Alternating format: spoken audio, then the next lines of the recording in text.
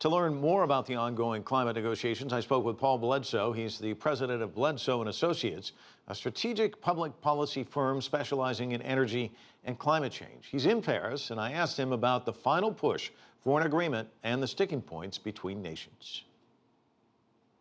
Well, we got a new draft text over the weekend. It's still about 45 pages long, so there's still an awful lot of work for ministers to do.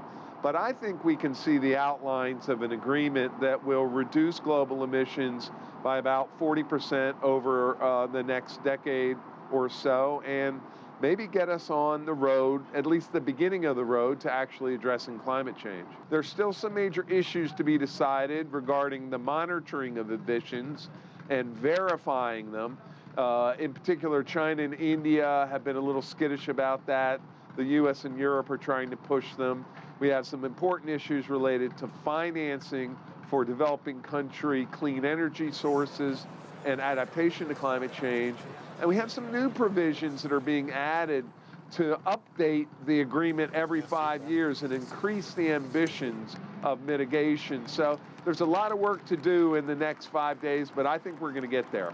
Well, talk to me about these industrialized, richer countries and the developing countries and that tension that's been there. Is that still apparent, would you say?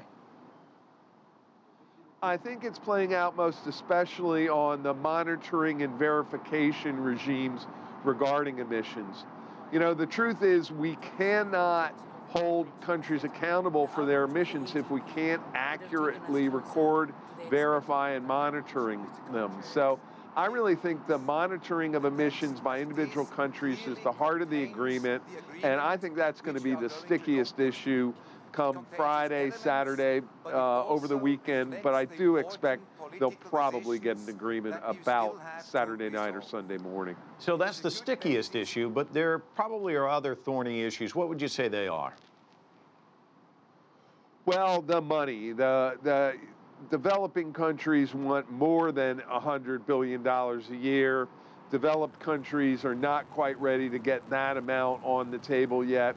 There's some new talk today about having countries that are not the Western countries, but are still petro-rich countries like Saudi Arabia and others pony up some money, and I think that could be an important advance.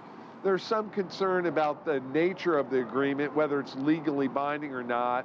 I think many of us think the most important thing is to gain an agreement, and then there'll be intense international pressure on delegates to meet it.